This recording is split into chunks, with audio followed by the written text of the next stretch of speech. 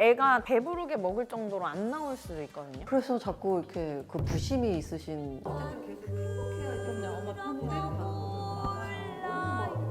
그럼요. 어떡해. 진짜 심각하다. 그리고 저 진짜 궁금한 거. 좀 더 지나면 그런 호르몬 때문에 까매지는 이유는 뭘까요?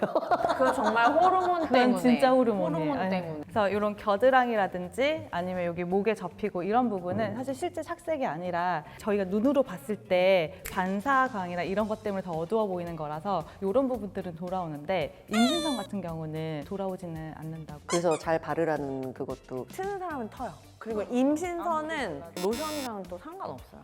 이건 정말 좀 케이스 다른 케이스? 것 같아요. 까매지긴 하는데 많이 돌아와요.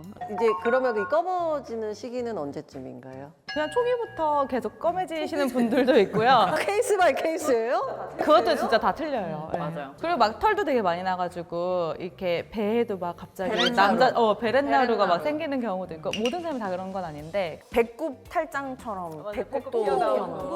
어떡해. 진짜 심각하다. 눈물 나올 것 같아.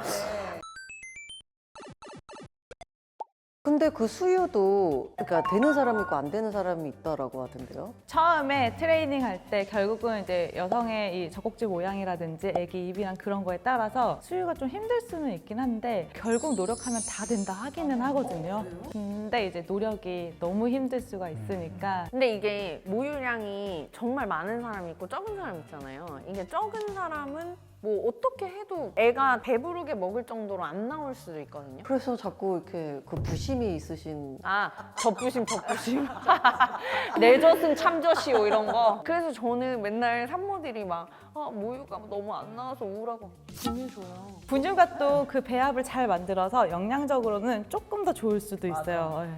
그래서 이게 더 좋은 게 아니라요? 모유의 장점도 있는데 이 분유의 장점도 있거든요. 그래서 서로가 장단점이 조금씩 있기는 해서 특별히 뭐가 더 좋아 이렇게 하기는 사실 쉽지는 않아요. 초유 정도는 꼭 먹이고 뭐 초유도 사실 뭐 엄마가 질환이 있거나 못 먹이는 상황이면 초유도 안 먹여도 된다 할 정도로 뭐 워낙 나와 있는 제형들이 좋고. 완전 레몬색이 있거든요. 맨 처음에 나오는 거. 그것만 좀 물려서 먹이시면 되고 아예 하면 좋죠. 모유 수유도 하면 좋고 자연분만도 하면 좋고 태교도 하면 좋은데 이거에 너무 막 꽂혀가지고 나 모유 수유 아니면 안 돼 막 울고 안 된다고 막 그거 아니 안 나오는 걸 어떡해.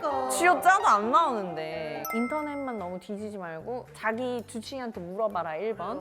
두 번째는 너무 스트레스 받지 마라. 이게 우리가 너무 스트레스 받으면서 육아하면 행복하지가 않아요. 그러니까 엄마가 어쨌든 계속 행복해야 이제 그럼요, 결국 엄마 그 편해야 그대로 돼요. 가는 거잖아요, 맞아요. 사실. 너무 막 이렇게 하는 것도.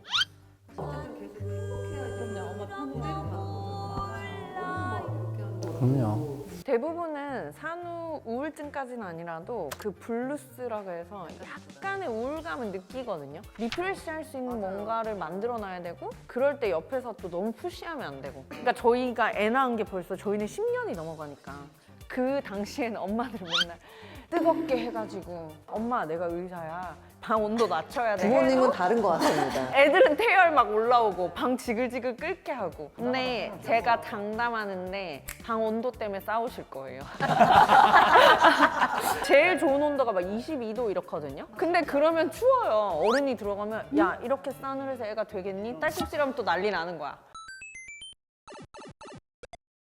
그러니까 그만큼 여자가 불쌍해요. 애들을 낳아가지고.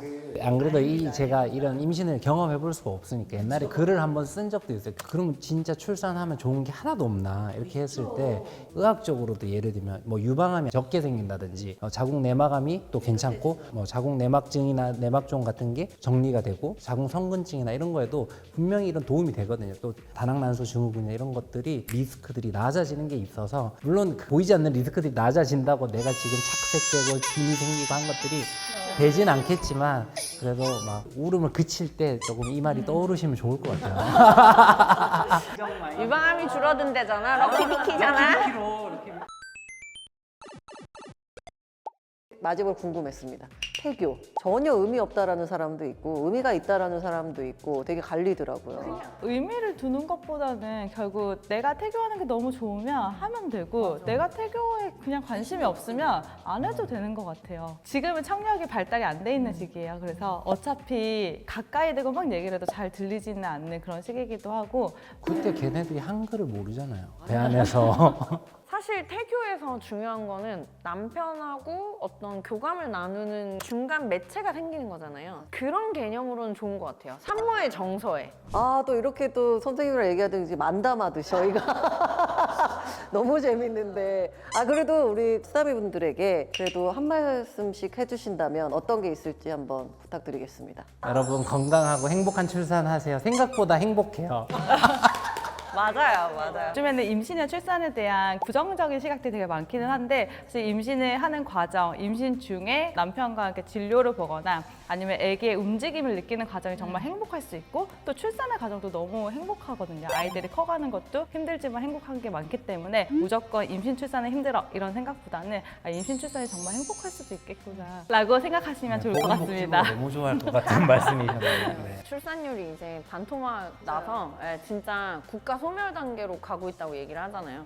보통의 평범한 육아를 하는 사람들이 대부분입니다. 저는 남편 대신 못 죽어도 애 대신 죽을 수 있을 것 같거든요. 네, 정말. 우리가 평생 살면서 그런 사랑을 해볼 일이 출산하지 않으면 절대 없다고 생각합니다. 그래서 임신을 좀 망설이거나 너무 두려움이 크신 분들은 일단 해보시면 무엇을 상상하든 그 이상을 보시게 되지만 행복한 것이 굉장히 많다. 정말 이 채널에 나오게 돼서 영광이고 정말 감사합니다. 제가 더 감사하죠. 네. 그리고 또 수다미 분들에게 마지막으로 제가 사실 15주밖에 안 됐는데 또 우리 선생님들 만나서 제 조언도 듣고 그래서 저는 개인적으로 시험관 할 때도 안 힘들었다면 거짓말이지만 어차피 시작을 했기 때문에 워낙 원하던 애기였고 그래서 저는 이 행복을 유지하면서 막달까지 따봉이를 잘 키워보도록 하겠습니다. 어쨌든 우리 선생님들 제 채널에 나와주셔서 너무 감사드리고요. 오늘 너무 유익한 시간이었어요. 네네. 수다미 여러분들 안녕. 감사합니다. 선생님들 감사합니다.